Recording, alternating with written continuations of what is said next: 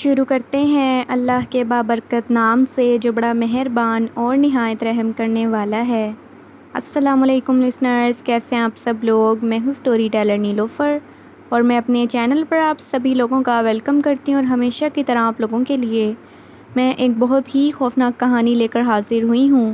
تو آگے بڑھنے سے پہلے جو میرے چینل پر نیو آئے ہیں وہ میرے چینل کو سبسکرائب کر لیں اور بیل آئیکن پریس کر لیں تاکہ میرے ہر آنے والی ویڈیو کا نوٹیفیکیشن آپ لوگوں کو ملتا رہے اور ایسے ہی سچی خوفناک کہانیاں آپ لوگ سنتے رہیں۔ تو بڑھتے ہیں آج کی خوفناک کہانی کی طرف۔ شروع کرتے ہیں آج کی خوفناک کہانی۔ یہ خوفناک کہانی مجھ سے شیئر کی ہے میرے ایک لسنر نے، جن کا نام واجد ہے، اور واجد بتاتے ہیں کہ میں کیلیفورنیا کا رہنے والا ہوں اور شروع سے ہی میں یہاں کیلیفورنیا میں رہتا ہوں۔ میرے جو پیرنٹس ہیں وہ پاکستان کے رہنے والے ہیں،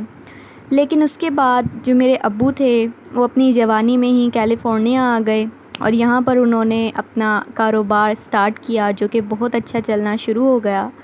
اس کے بعد جب میں بڑا ہوا تو یہاں پر میں نے اپنی اسٹڈی کمپلیٹ کی اور وائلڈ لائف ڈپارٹمنٹ میں مجھے جاب مل گئی۔ تو جب میں یہ جاب کر رہا تھا، یہ بات تب کی ہے، ابھی بھی میں اسی ڈپارٹمنٹ میں جاب کر رہا ہوں، لیکن جب میں یہاں پر شروع میں آیا تھا تو اس ڈپارٹمنٹ میں مجھے کافی ساری ایسی کہانیاں، ایسے قصے سننے کو ملتے تھے جو کہ عقل سے بالکل پرے تھے، جو بالکل سمجھ میں نہیں آتے تھے کہ ایسا بھی ہو سکتا ہے۔ قصے کچھ اس طرح تھے کہ کچھ جانوروں کے ہوتے تھے، کچھ جنات کے ہوتے تھے اور کچھ ایسی چیزوں کے ہوتے تھے جو نہ جانور ہوتے تھے اور نہ ہی جنات۔ تو ایسا ہی ایک قصہ میں آپ کو سنانے جا رہا ہوں۔ ایک دفعہ میں اپنے آفس میں بیٹھا ہوا تھا تو میرے جو کولیگ تھے جو میرے ساتھ کام کرتے تھے وہ میرے ساتھ بیٹھے ہوئے تھے اور ہم لوگ کوئی کام ڈسکس کر رہے تھے۔ تو جیسے ہی بریک ہوئی ہم لوگ کینٹین میں گئے اور ہم لوگ نے جب وہاں جا کر آرڈر دیا اور ہم بیٹھے ہوئے تھے تو ایک سینئر پرسن تھا ہم سے، جو ہم سے ڈپارٹمنٹ میں ہمارے سینئر تھا، وہ اس نے کبھی بھی آ کر ہم سے بات نہیں کی کیونکہ ہم لوگ جونیئر تھے اور نیو کمرز تھے۔ وہ اس دن ہمارے پاس آیا اور بیٹھ گیا آ کر ہمارے پاس، اور بیٹھ کر اس نے بھی وہیں پر آرڈر دیا۔ کیونکہ وہ ہمارا سینئر تھا اس لیے ہم لوگ اس کی بہت زیادہ عزت کیا کرتے تھے۔ تو باتوں ہی باتوں میں اس نے مجھے کہا کہ کیا تمہیں وائلڈ لائف کے قصوں کے بارے میں معلوم ہے، جو جنگلات میں واقعات ہوتے ہیں اور جو کچھ وہاں پر چیزیں موجود ہیں؟ تو میں نے ان سے یہ کہا کہ میں یہاں پر نیا آیا ہوں تو مجھے ان قصوں کے بارے میں تو کچھ معلوم نہیں ہے، کیونکہ مجھے ایسے لگا کہ شاید وہ کسی جانور کا قصہ سنا رہے ہیں، کسی شیر کا یا ٹائیگر کا، لیکن جو انہوں نے قصہ سنایا وہ بہت زیادہ الگ اور بہت زیادہ خوفناک تھا۔ انہوں نے مجھے ایک قصہ بتایا کہ میرا ایک فرینڈ تھا، اس سینئر پرسن کا ایک فرینڈ تھا جو کہ ایک جنگل میں گیا، اور جنگل میں وہ بہت زیادہ اندر چلا گیا گہرائی میں،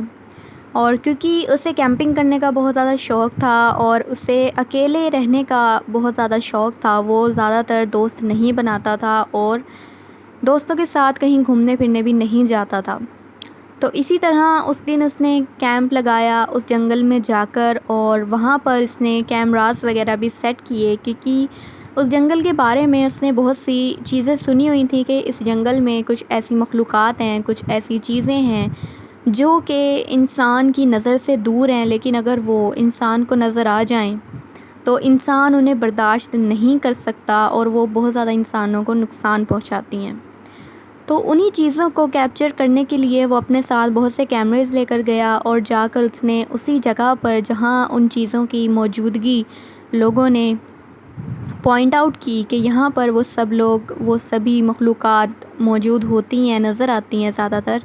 اسی حصے میں جا کر جنگل کی گہرائی میں اس نے ٹینٹ لگایا اپنا، اور اس کے بعد اس نے کافی زیادہ درختوں پر اور بہت سی جگہوں پر کیمراز لگائے کہ وہ ہر چیز کو، ہر چھوٹی سے چھوٹی آہٹ کو کیپچر کر سکے۔ اور جیسے ہی اس نے یہ سارے کیمراز وغیرہ لگائے، رات ہو چکی تھی، اس نے آگ جلائی اور اپنا کھانا تیار کرنے لگا، اور کھانا کھا کر تھوڑی دیر وہ باہر بیٹھا کہ وہ خود بھی اس چیز کو ایکسپیرینس کر سکے کہ وہاں پر کوئی چیز ایسی ہے یا نہیں ہے جیسا لوگ بتاتے ہیں۔ لیکن اسے اس وقت کوئی بھی چیز نظر نہیں آئی، کوئی آہٹ محسوس نہیں ہوئی، صرف چھوٹے موٹے جانور جو وہاں پھر رہے تھے۔ جو اس نے بتایا کہ جب میں وہاں بیٹھا ہوا تھا تو صرف خرگوش اور ہرن ایسے جانور مجھے نظر آئے، ان کے علاوہ مجھے کوئی جانور وہاں نظر نہیں آیا۔ تو جیسے ہی میں اپنے ٹینٹ کے اندر گیا،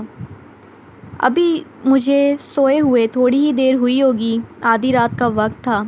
تو مجھے میرے ٹینٹ کے باہر سے، میرے کیمپ کے باہر سے عجیب و غریب آوازیں آنا شروع ہو گئیں،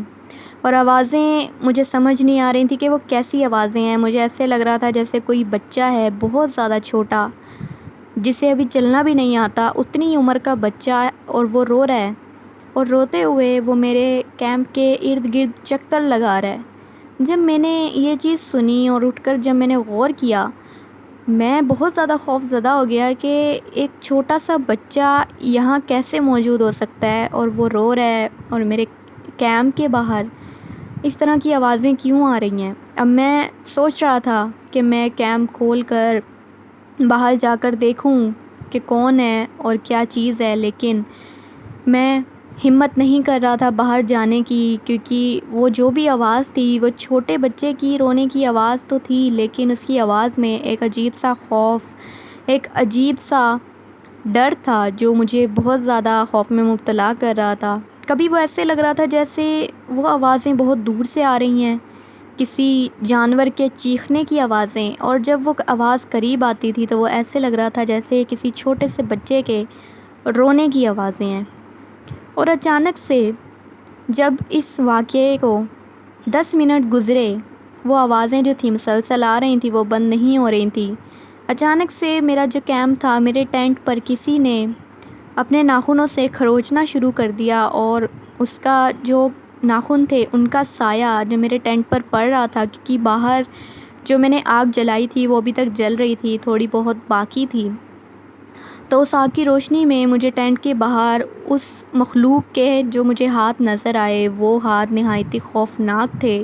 وہ نہ کسی انسان کے لگ رہے تھے اور نہ ہی کسی جانور کے پنجے لگ رہے تھے، اور ان کے ناخن بہت زیادہ نوکیلے اور بہت لمبے تھے، جن سے وہ میرے ٹینٹ پر کھروچ رہا تھا، اور مجھے اس طرح لگ رہا تھا کہ شاید اگر وہ اسی طرح میرے ٹینٹ پر اپنے ناخن سے حملہ کرتا رہا تو ہو سکتا ہے کہ وہ تھوڑی دیر کے اندر ہی میرے ٹینٹ میں آ جائے اور مجھے نقصان پہنچائے یا مجھے جان سے مار دے۔ میں بالکل خاموش ہو کر بنا کوئی آواز کیے میں اپنے ٹینٹ میں بیٹھا رہا۔ میرا چیخنے کا دل کر رہا تھا، چلانے کا دل کر رہا تھا، لیکن میں نے اپنے منہ پر ہاتھ رکھ لیا کہ اسے میری آواز نہ آئے۔ اس کے بعد اچانک سے سب کچھ نارمل ہو گیا، بالکل سائلنٹ، کوئی آواز نہیں آئی مجھے بچے کے رونے کی، نہ کسی جانور کے چیخنے چلانے کی۔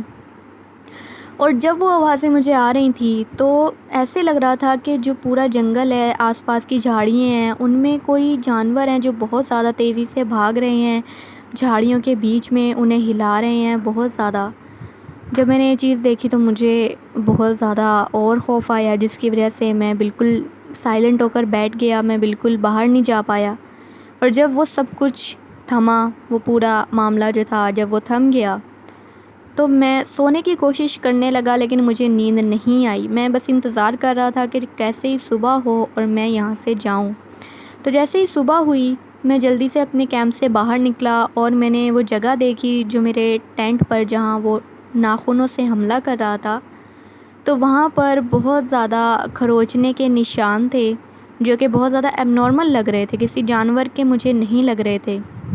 کیونکہ وہ ناخن اور وہ جو پنجے تھے وہ بہت زیادہ بڑے تھے۔ میں نے اپنے کیمراز اتارے، اور جب میں اپنے کیمراز اتار رہا تھا تو مجھے ایسا لگ رہا تھا جیسے مجھے دور سے کوئی کھڑا ہوا دیکھ رہا ہے، اور جب میں اس طرف فوکس کر رہا تھا، جب میں اس طرف خود دیکھ رہا تھا کہ کون ہے وہاں پہ، تو مجھے کوئی بھی نظر نہیں آ رہا تھا۔ میں نے جلدی سے اپنے کیمراز اتارے، کیونکہ مجھے سمجھ نہیں آ رہی تھی کہ یہاں معاملات کیا ہیں، ہو کیا رہا ہے میرے ساتھ۔ سارے کیمراز میں نے اتارے، اور اتار کر جب میں اپنے ساتھ انہیں پیک کر کر لے کر گیا، تو جب میں نے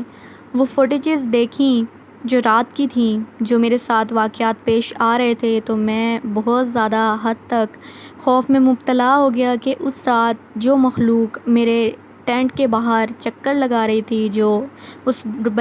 چھوٹے بچے کے رونے کی آوازیں نکال رہی تھی، وہ مخلوق ایک بہت ہی زیادہ خوفناک مخلوق تھی، جس کا نیچے کا جو دھڑ تھا، نیچے کا آدھا جسم جو تھا وہ انسانوں جیسا تھا،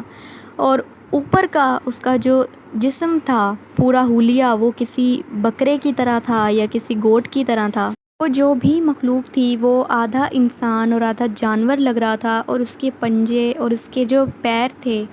وہ اتنے خوفناک تھے کہ وہ کسی بھیڑیے نما لگ رہے تھے، اس کے پنجے، اس کے ہاتھ اور اس کے پیر، اور اس کا جو چہرہ تھا وہ بھی مجھے بالکل سمجھ نہیں آ رہی تھی کہ کسی انسان کا ہے یا کسی جانور کا ہے، اور اس کے سر پہ بہت زیادہ بڑے سینگ تھے، اتنے لمبے سینگ تھے کہ میں بتا نہیں سکتا، اور وہ مخلوق میرے ٹینٹ کے ارد گرد چکر کاٹ رہی تھی، اور کیونکہ میں نے وہاں آگ جلائی ہوئی تھی تو اس آگ کے پاس وہ بالکل نہیں جا رہی تھی، اور وہ ادھر ادھر پھر رہی تھی، بھاگ رہی تھی، جس کے خوف سے اور ڈر سے جانور بھی ادھر ادھر بھاگ رہے تھے، اور وہ ان جانوروں کے پیچھے بھاگ رہی تھی۔ کبھی وہ میرے ٹینٹ کے پاس آ کر میرے ٹینٹ پر کھروچ مارتی، اور کبھی وہ مخلوق ان جانوروں کے پیچھے بھاگتی شکار کرنے کے لیے۔ جب میں نے یہ چیز دیکھی اپنی ویڈیو میں، مجھے پہلے تو یقین ہی نہیں آیا کہ یہ مخلوق تھی جو پچھلی رات مجھے تنگ کر رہی تھی، مجھے خوف زدہ کر رہی تھی، کہ ایسی بھی مخلوقات پائی جاتی ہیں جن کے بارے میں لوگوں کو ابھی تک نہیں معلوم، اور اسی وجہ سے لوگ جو ہیں وہ ایسی جگہوں پر چلے جاتے ہیں، جنگلات کے ایسے حصوں میں جہاں سے وہ کبھی بھی لوٹ کر واپس نہیں آتے، کیونکہ ان کو ان چیزوں کے بارے میں بالکل بھی نالج نہیں ہوتی۔ تو اس سینئر پرسن نے، ہمارے سینئر نے، جب ہمیں اپنے دوست کا یہ واقعہ بتایا، اور اس نے مجھے یہ بھی بتایا کہ